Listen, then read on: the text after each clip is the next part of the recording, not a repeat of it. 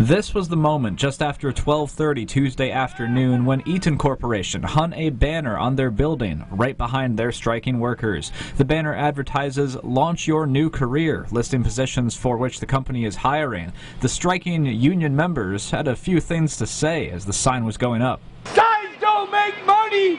People make money! We make money, Dale! We make the money! Not your sign! Go ahead! Tell them inside! Tell them! Tell them! Honestly, it just appears to be another Eden scare tactic. You can't just replace us with people who know nothing about what's going on.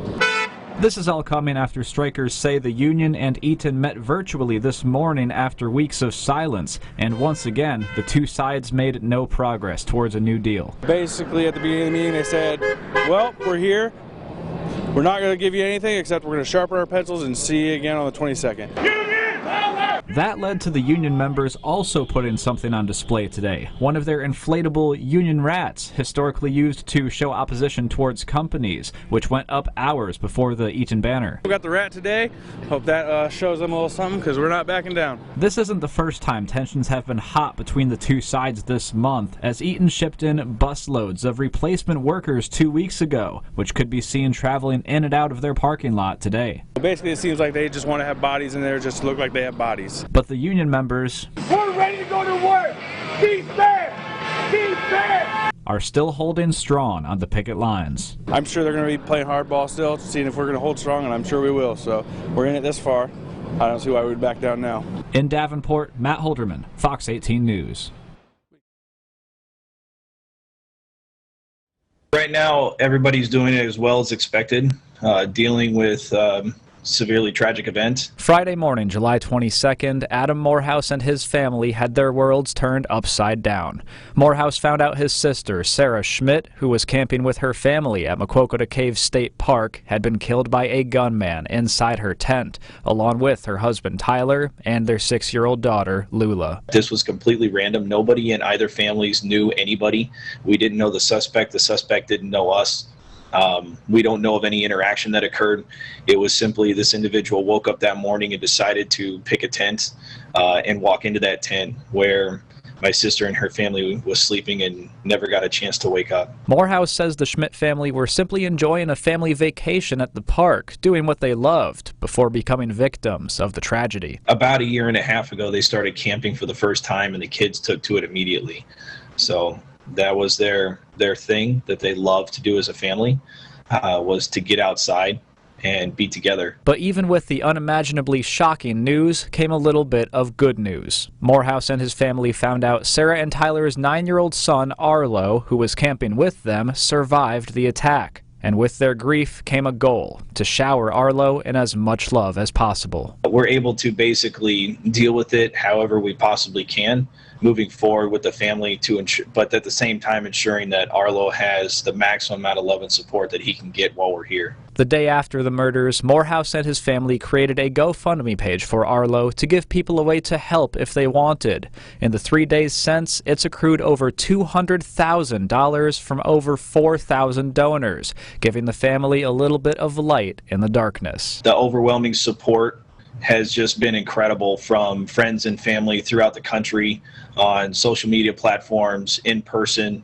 The Cedar Falls area and the authorities here in the community have been incredible as well. The support that we've gotten has definitely helped and created a blanket of comfort for us. Now, Morehouse says the family will continue taking time to grieve while awaiting more answers from investigators. Matt Holderman, Local 4 News.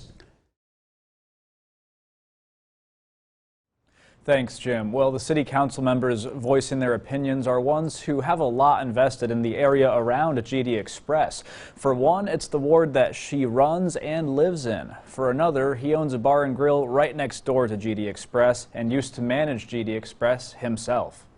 A deadly shooting at the GD Express gas station in Davenport Monday night has caused discussion among city council members about the gas station's liquor license. An application for renewal of that license just so happens to be on council's agenda this week. With the shooting still under investigation, Ward 8 Alderwoman Judith Lee is one member who wants council to pump the brakes before approving that application. I think it's my responsibility to make sure that we get all the information we need from the Davenport Police Department before we take a vote on the request for a liquor license. GD Express is located inside Lee's ward, not far from where she lives. Back in 2019, when GD Express wanted to expand, Lee was among a group of neighbors who didn't want that to happen and went to City Council with documents showing 92 incidents at the gas station were reported to police from January 2016 to May 2019. Those details have her proceeding with caution on this renewal. It's disturbing to have that kind of activity happening so close, and it is,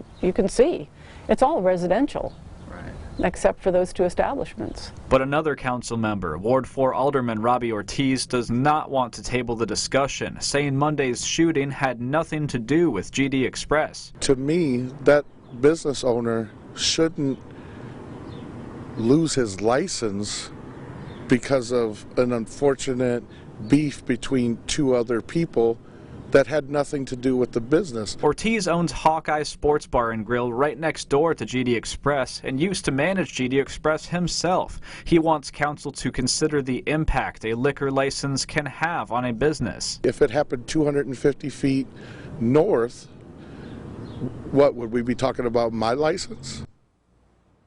And Alderwoman Lee noted that if council does vote to table the renewal discussion tonight, GD Express would still be able to sell liquor in the meantime. The meeting is starting in less than 30 minutes, and we'll let you know the results on ourquadcities.com. Live in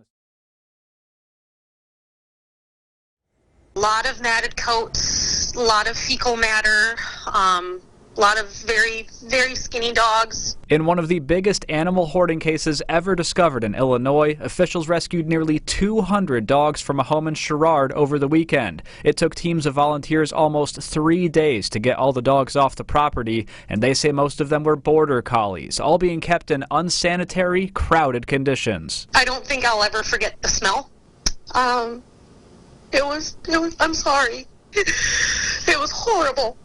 Absolutely horrible. Animal rescue organizations from across the Midwest and the Quad Cities came to help out and could tell these dogs have never known a normal life. There were some that we would put a towel in their crate and they were rolling around because they had no idea what a towel was. Neighbors say they've known something's been up for years as they've heard dogs barking in the distance. They just didn't know exactly how bad it was. When I heard there was 200, I mean, I fell out of my Ranger. I'm like, I knew there was a lot of dogs, but I didn't know there was that many. As for the dog's owner, police say she's 59-year-old Karen Planbeck, a woman with a history of animal cruelty. Court documents show that in October of 2019, Planbeck was charged with animal cruelty in Mercer County for keeping a halter on a horse for so long it became implanted into the horse's face. Mercer County Sheriff's deputies arrested Planbeck Friday night, and she now faces 3 counts of aggravated animal cruelty.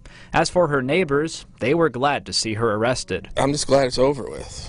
I mean, hopefully she'll never have another animal. And as for the border collies, many of the people who helped save them hope this can be their new beginning. I am happy those dogs get to experience what love actually is from a human, and they have the prospect of an amazing second chance at life. In Sherrard, Illinois, Matt Holderman, Local 4 News. Jim, well, this couple says they moved to Bettendorf from Seattle to be closer to family and to live in a safer area. They say getting burglarized was the last thing they expected, and they want everyone else in their neighborhood to now lock their doors and windows. They crawled underneath our basement porch while we were sleeping. When James Bodie woke up and walked downstairs a few weeks ago, he was greeted with a shocking scene. As I went down here, I realized that much of our stuff was missing. Our guitars, all of our gaming consoles. Neighbors' surveillance cameras show 2 men wearing hoodies and masks breaking into the Bodie's basement in the middle of the night and taking off with their valuables. A safe neighborhood suddenly scarred by burglary. It's Bettendorf. You don't expect it from Bettendorf. Not only that, we live on a very busy street. Some of the items the Bodie family lost were priceless, including a hard drive full of memories. It has all of our daughters' birth photos, first walking videos, everything. It's got everything on there. Other items lost include James's favorite Gibson Les Paul guitar and their daughter's guitar that James was teaching her how to play. The Bodies spent weeks trying to learn more about the burglars and get their stuff back when one day James had an unexpected encounter. I was just going around to different pawn shops and guitar centers and guitar shops looking for my Gibson Les Paul. While I was at Guitar Center, I actually ran into them there, holding my guitar, trying to sell it. James snapped pictures of the suspects, sharing them with police. It led to him getting his guitars back, as well as one of their gaming consoles. But weeks later, some items are still nowhere to be found. The Bodies want to warn everybody about their experience. Check your windows, check your doors before bed, and I would always advise getting a security system, which we have actually done.